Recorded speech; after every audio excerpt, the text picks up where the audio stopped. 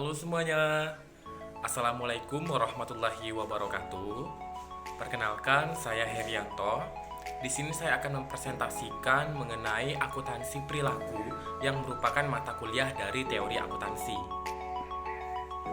Nah, yang pertama kita akan membahas pengantar akuntansi keperilakuan. Yang A, itu ada akuntansi keperilakuan. Akuntansi merupakan suatu sistem untuk menghasilkan informasi keuangan yang digunakan oleh para pemakai dalam proses pengambilan keputusan bisnis. Tujuan dari informasi ini sendiri adalah memberikan petunjuk dalam memilih tindakan yang paling baik untuk mengalokasikan sumber daya yang langkah pada aktivitas bisnis dan ekonomi. Akuntansi tidak dapat dilepas dari aspek perilaku manusia serta kebutuhan organisasi. Akan tetapi, informasi yang dapat dihasilkan oleh akuntansi. Akhirnya, akuntansi bukanlah suatu yang statis, tetapi akan selalu berkembang sepanjang waktu seiring dan perkembangan lingkungan akuntansi, agar dapat memberikan informasi yang dibutuhkan oleh penggunanya. Nah, pihak pemakai laporan keuangan itu ada dua. Yang pertama adalah kelompok internal atau pemakai internal atau internal users, dan pemakai eksternal atau external users. Kemudian akuntansi keperilakuan menyediakan suatu kerangka yang disusun berdasarkan teknik berikut ini. Nah, yang pertama, untuk memahami dan mengukur dampak proses bisnis terhadap orang-orang dan kinerja perusahaan. Yang kedua, untuk mengukur dan melaporkan perilaku serta pendapat yang relevan terhadap perencanaan strategi. Untuk yang ketiga, untuk mempengaruhi pendapat dan perilaku guna memastikan keberhasilan implementasi kebijakan perusahaan. Nah, selanjutnya itu ada akuntansi konvensional. Menurut Siegel dan Marconi dalam bukunya pada tahun 1989 mendefinisikan akuntansi sebagai suatu disiplin jasa yang mampu memberikan informasi yang relevan dan tepat waktu mengenai masalah keuangan perusahaan dan untuk membantu pemakaian internal dan eksternal dalam proses pengambilan keputusan ekonomi.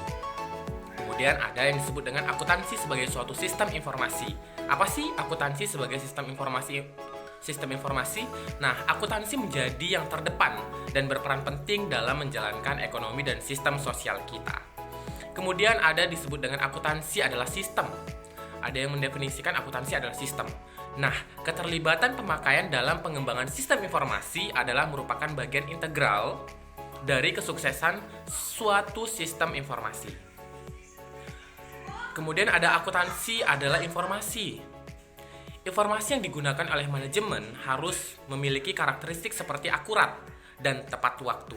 Nah, tersedianya informasi secara cepat, relevan, dan lengkap lebih dikarenakan adanya kebutuhan yang sangat dirasakan oleh masing-masing unit bisnis untuk mendapatkan posisi keunggulan kompetitif. Kemudian tadi yang A, kemudian yang B. Itu perkembangan sejarah akuntansi keperilakuan seperti apa sih? Nah, di sini akan saya jelaskan. Riset akuntansi keperilakuan merupakan suatu bidang baru yang secara luas berhubungan dengan perilaku individu, kelompok, dan organisasi bisnis, terutama yang berhubungan dengan proses informasi akuntansi dan audit. Nah, kemudian riset akuntansi keperilakuan juga merupakan suatu fenomena baru yang sebetulnya dapat ditelusuri kembali pada awal tahun 1960-an. Walaupun sebetulnya dalam banyak hal riset tersebut dapat dilakukan lebih awal. Riset akuntansi keperilakuan meliputi masalah yang berhubungan dengan yang pertama, pembuatan keputusan dan pertimbangan oleh akuntan dan auditor. Kemudian yang kedua, pengaruh dan fungsi akuntansi seperti partisipasi dalam penyusunan anggaran, karakteristik sistem informasi, dan fungsi audit terhadap perilaku baik karyawan, manajer, investor, maupun wajib pajak. Kemudian yang terakhir, ada pengaruh hasil dari informasi tersebut, seperti informasi akuntansi dan penggunaan pertimbangan dalam pembuatan keputusan. Kemudian yang ketiga atau yang C, landasan teori dan pendekatan akuntansi keperilakuan. Apa saja sih? Nah, yang pertama tuh ada dari pendekatan normatif ke deskriptif. Nah, pada perkembangannya, desain riset dalam bidang akuntansi manajemen masih sangat sederhana, yaitu hanya memfokuskan pada masalah-masalah perhitungan harga pokok produk. Namun, seiring dengan perkembangan teknologi produksi, permasalahan riset diperluas dengan diangkatnya topik mengenai penyusunan anggaran akuntansi, pertanggungjawaban, dan masalah harga transfer. Kemudian, yang kedua, dari pendekatan universal ke kontingensi. Nah, riset akuntansi keperilakuan pada awal dirancang dengan pendekatan universal, seperti riset Argyris di tahun 1952, kemudian Hopwood pada tahun 1972, dan Otley pada tahun 1978. Tetapi, karena pendekatan ini memiliki banyak sekali kelemahan, maka segera muncul pendekatan lain yang selanjutnya mendapat perhatian besar dalam bidang riset, yaitu pendekatan kontingensi. Kemudian, kita akan membahas mengenai metode riset akuntansi keperilakuan. Nah, masalah-masalah etika yang dihadapi riset keperilakuan antaranya adalah sebagai berikut. Pertama, melakukan riset bukanlah hal yang mudah. Butuh tahapan-tahapan panjang hingga akhirnya terwujud suatu hasil riset yang baik, benar, dan dalam penyusunannya juga tidak sembarangan.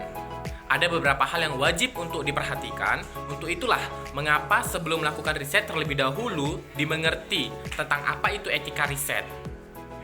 Ini karena dalam melakukan sebuah riset, banyak pihak yang terlibat dan etika riset digunakan sebagai pedoman penelitian dalam bertindak, terutama dengan orang lain yang notabene adalah subjek penelitian. Kemudian ketika kita mendengar kata etika, apa sih yang terlintas dalam pikiran kita gitu? Nah, yang terlintas dalam pikiran kita adalah suatu hal yang berhubungan dengan sopan santun dan adat istiadat. Ya, setiap orang pasti berpikiran seperti itu. Nah, secara sederhananya, Nicholas Waldman menyatakan bahwa etika adalah aturan yang diperlakukan dalam melakukan riset. Dan para peneliti diharuskan untuk mengetahui sekaligus mengerti terlebih dahulu tentang etika ini sebelum melakukan penelitian, tentu. Sementara itu, David B. Resnick berpendapat bahwa etika merupakan metode prosedur atau perspektif dalam memutuskan bagaimana melakukan dan menganalisis isu atau problema yang kompleks dalam realitas sosial. Kemudian, permasalahan profesi akuntansi sekarang ini banyak dipengaruhi masalah kemerosotan standar etika dan krisis kepercayaan. Nah, krisis kepercayaan ini seharusnya menjadi pelajaran bagi para akuntan untuk lebih berbenah diri, memperkuat kedisiplinan, mengatur diri dengan benar, serta menjalin hubungan yang lebih baik dengan para klien atau masyarakat luas. Misal, skandal Enron yang udah sangat menyebar luas, yang melibatkan Arthur Andersen, serta skandal WorldCom, Merck, dan Exors. Profesi akuntansi di dunia menjadi gempar. Cara yang lebih baik dan ideal dalam mengatasi dilema ini adalah dengan mempertimbangkan kecukupan dan kesempatan yang ada selanjutnya, memberikan reaksi terhadap apa yang menjadi kekhawatiran di dalamnya. Kemudian, sumber data riset merupakan faktor penting yang menjadi pertimbangan dalam penentuan metode pengumpulan data. Yang pertama ada disebut dengan data sekunder. Apa sih data sekunder itu? Data sekunder adalah sumber data riset yang diperoleh peneliti secara tidak langsung melalui media perantara atau laporan historis yang telah disusun dalam arsip, baik yang dipublikasikan dan yang tidak dipublikasikan. Kemudian yang kedua, data primer. Data primer adalah sumber data riset yang diperoleh secara langsung dari sumber asli atau pihak pertama. Nah, data primer secara khusus dikumpulkan oleh peneliti untuk menjawab pertanyaan riset. Data primer dapat berupa pendapat subjek riset atau orang, baik secara individu maupun kelompok. Nah, hasil dari observasi terhadap suatu benda atau fisik, kejadian atau kegiatan, dan hasil pengujian. Kemudian ada disebut dengan validitas. Ada beberapa jenis. Yang pertama adalah validitas isi konsep masalah yang diukur. Kemudian yang kedua, validitas prediktif, pengujian prediksi perilaku. Kemudian ada validitas konkuren, alat ukur kriteria sekarang atau masa lalu. Kemudian yang terakhir ada validitas konstruksi atau pengukuran sesuai dengan teori atau tidak. Kemudian ada aspek perilakuan pada akuntansi pertanggungjawaban. Nah, organisasi merupakan suatu kegiatan usaha, baik itu organisasi yang menyediakan jasa maupun organisasi yang melakukan produksi, yang dilakukan oleh sekelompok orang yang terlibat dalam organisasi tersebut. Dalam proses menjalankan organisasi, tidak bisa dinafikan kalau orang-orang yang terlibat di dalamnya memiliki warna yang berbeda dan kepentingan yang berbeda pula. Nah, dalam akuntansi keperilakuan ini, yang berbicara tentang perilaku selalu berbarengan dengan akuntansi pertanggungjawaban, di mana merupakan penjelasan akuntansi perencanaan, pengukuran, pengevaluasian, kinerja organisasi, pemegang kendali, bagi orang-orang yang bertanggung jawab menjalankan operasi dan jawaban bagi setiap masalah umum pada akuntansi manajemen, serta merupakan komponen penting dari sistem pengendalian sebab pada laporan pertanggungjawaban mencakup semua aspek perilaku yang akan dikendalikan oleh perusahaan. Kemudian, akuntansi pertanggungjawaban memberikan suatu kerangka kerja yang berarti untuk melakukan perencanaan, agregasi data, dan pelaporan hasil kinerja operasi di sepanjang jalur pertanggungjawaban dan pengendalian yang ditujukan untuk manusia. Peran mereka serta tugas yang dibebankan kepada mereka yang merupakan penilaian terhadap kerja perusahaan dan bukan sebagai mekanisme impersonal untuk akumulasi dan pelaporan data secara menyeluruh. Oleh karena itu, aspek-aspek keperilakuan juga menjadi sorotan penting dalam mengimplementasikan akuntansi pertanggungjawaban. Nah, masalah-masalah yang terkait dengan keperilakuan dalam akuntansi pertanggungjawaban dapat berdampak serius bagi individu dan organisasi. Perilaku penyimpangan dari yang diharapkan, rendahnya motivasi dan tidak layaknya para manajer pusat pertanggungjawaban adalah contoh-contoh dari gagalnya pusat pertanggungjawaban untuk mengakomodasi aspek-aspek keperilakuan secara tepat. Nah, kemudian ada yang disebut dengan aspek keperilakuan pada perencanaan laba dan penganggaran. Nah, pada dasarnya, aspek keperilakuan dari penganggaran mengacu pada perilaku manusia yang muncul dalam penyusunan anggaran dan perilaku manusia yang didorong ketika manusia mencoba untuk hidup dengan anggaran. Nah, ada beberapa fungsi anggaran. Yang pertama, anggaran merupakan hasil akhir dari proses perencanaan perusahaan. Kemudian yang kedua, anggaran merupakan cetak biru perusahaan untuk bertindak yang mencerminkan prioritas manajemen dalam alokasi sumber daya organisasi. Kemudian yang ketiga, anggaran bertindak sebagai suatu alat komunikasi internal yang menghubungkan beragam departemen atau divisi organisasi yang satu dengan lainnya. Kemudian, yang keempat, dengan menetapkan tujuan dalam kinerja yang dapat diukur, anggaran berfungsi sebagai standar terhadap mana hasil operasi aktual yang dapat dibandingkan.